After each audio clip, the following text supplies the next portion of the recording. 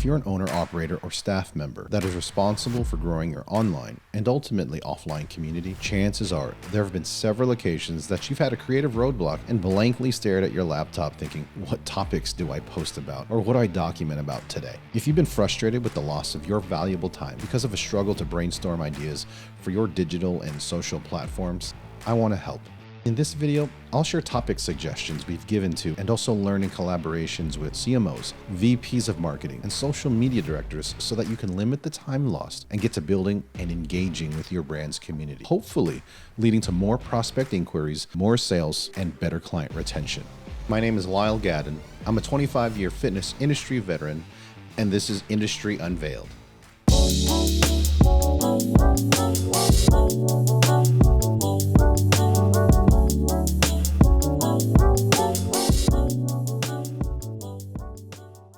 As I mentioned in the introduction, my interaction with many owners, operators, and managers at all levels responsible for community engagement have shared the same frustration with finding topics to create engaging content for. A lot of time it results in a Google search of other brands to find inspiration from what others have created. And if I could, a quick plug for myself, I made a video about leveraging the Facebook page of your competitor or brands that you have an affinity for to see what type of ads they run and potentially get inspirational ideas or just simply see what they're doing. If you haven't seen it yet, I'll post a link below, as I think it's a good reconnaissance tool to see a competitor or other brand messaging. Now, it goes without saying, but I'm going to say it anyway, that community building, both online and offline, but in the context of this video, online, it's foundational to the success of your business in 2022 and beyond.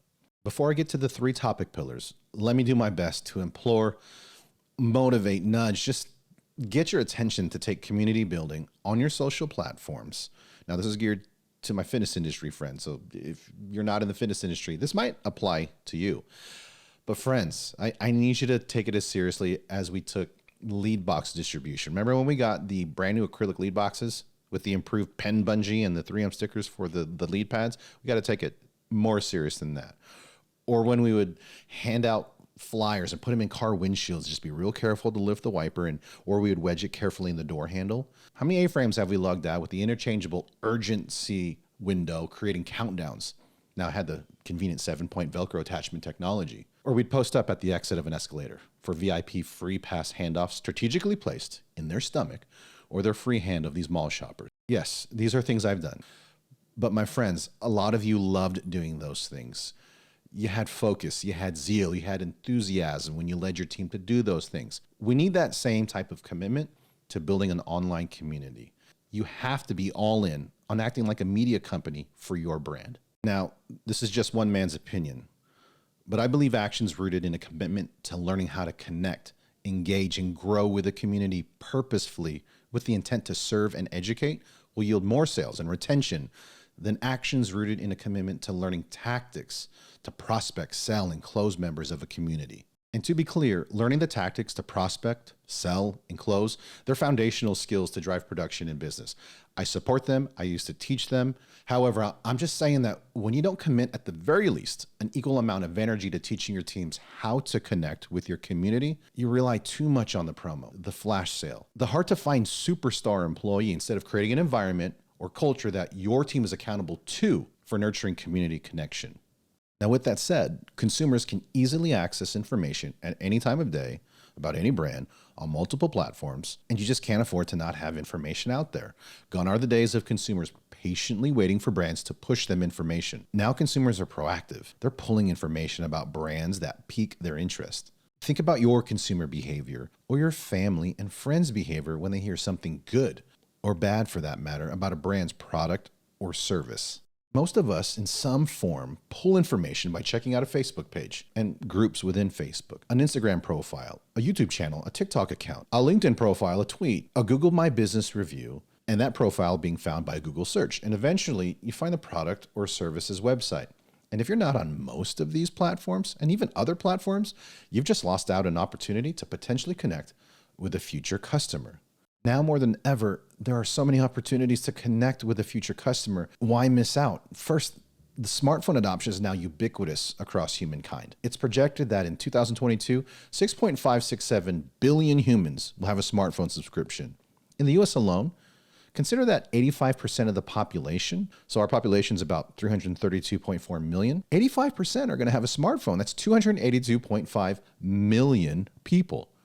That's an incredible amount of individuals in the US alone that can quickly access information, and they can potentially stumble across your brand. And think for the last year, April 2021 through April 2022, mobile devices accounted for 58% of the searches in the world, compared to 40% for the desktop and 2% for the tablet. Then take into consideration that since 2011, mobile device media consumption has gone from an average of only 45 minutes per day, just 45 minutes per day, to a whopping 252 minutes per day. That's 4 hours and 12 minutes average per day. It's a 460% increase in 10 years. Desktop media consumption, it averages only about 50 minutes per day in comparison. Even more, the average person opens their phone about 60 times or more per day, and that's about every 24 minutes. And I know a lot of people who do it much more than that. I know I do. Hate to admit it. Next, take this into consideration. A study done in September 2021 showed that for mobile device usage across the world, video streaming consisted of 49% of mobile downstream traffic. So of that 49%, let's just call it 50%. Of that 50%, 48% was from YouTube, 16% from TikTok, 15% from Facebook video, 12% from Instagram, and only 4% from Netflix. Social media platforms and video consumption dominated mobile usage. So why did I share all those stats? I think it's to underscore, for better or worse, right or wrong, a majority of humans are attached to a smartphone. So if the use of a smartphone is now seemingly more consistent than brushing, flossing, showering, if you intend to get your brand seen and want to gain the trust from those that you want as your customers, you got to grab their attention. You must dedicate resources to producing content. So the 83 to 85% of the population who spend 4 or more hours per day on their phone consuming various content, again, 50% of which on mobile is video from social media platforms. Can you afford to not start putting out content now? So my goal is not to overwhelm you, and I have a good feeling a majority of you intuitively know that this is the reality that we're in, that mobile adoption is here, that individuals around the globe are consuming content at alarming rates. And we realize that we have to deploy on multiple platforms. Do you have to be on all of them?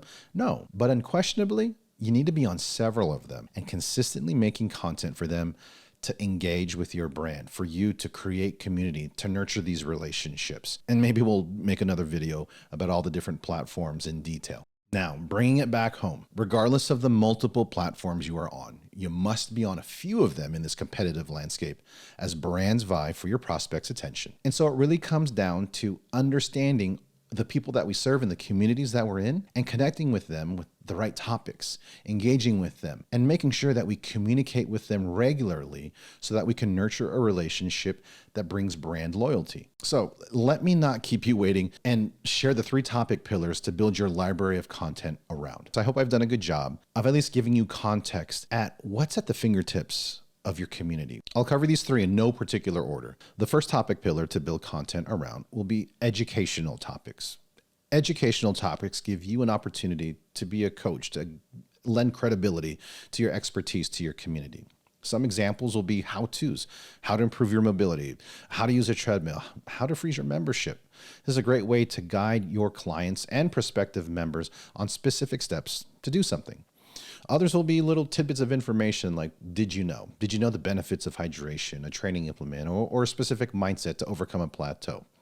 And the third one, as a subset within education, a great one that people like to use are top tips, like the top 5 things, the top 3 things, top tips to improve your 5K.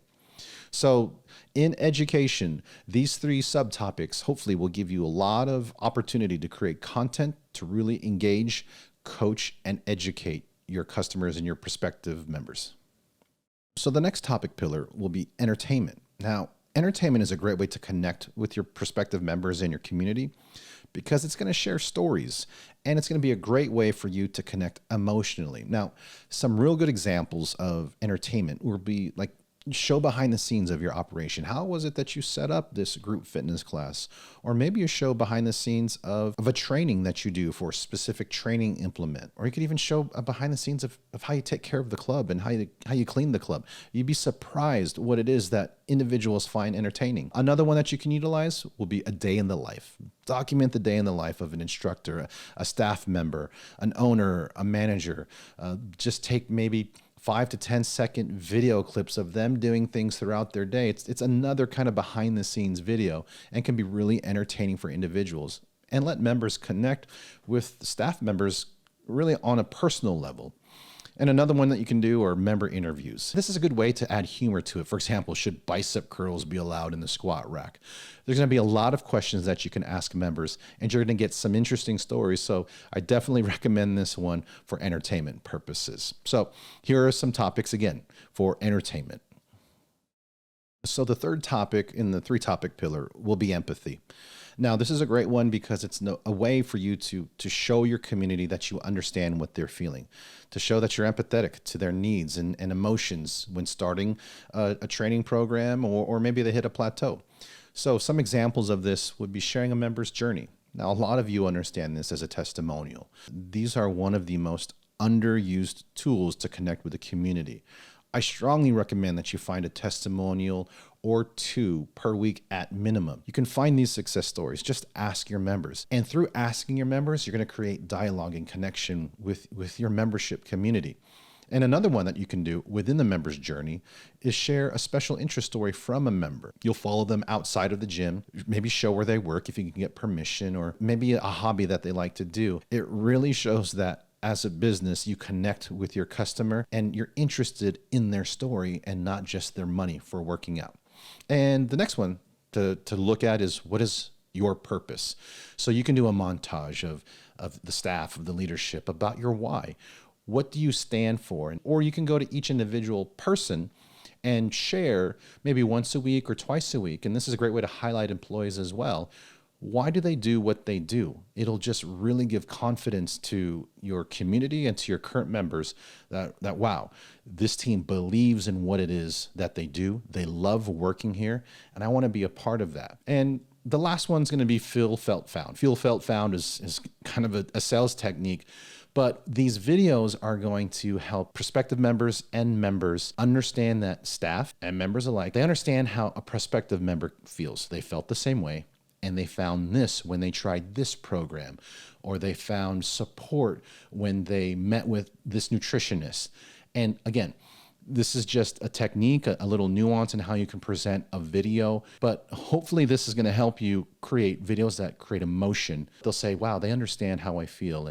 And that member, they've been through what I have. I need to give them a call. I need to check them out.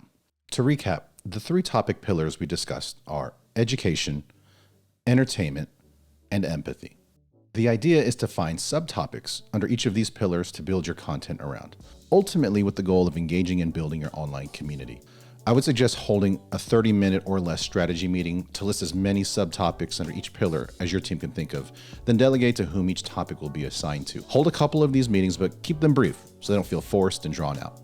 You don't need fancy equipment, simply a phone will do. However, if you are going to upgrade on a budget, I suggest that you prioritize audio quality. There are great smartphone lavalier microphones that you can find on Amazon that run around $60 or less that will greatly improve your audio. You're going to want to hear the great stories, the interesting answers, and the thoughtful insights your team and members give you. If you have any questions, please leave a comment below. And if this video gave you any value whatsoever, I'd appreciate a thumbs up, a heart, or however you feel compelled to engage with this post. Thanks again for your time. I look forward to your comments and suggestions. Have a blessed day, everybody.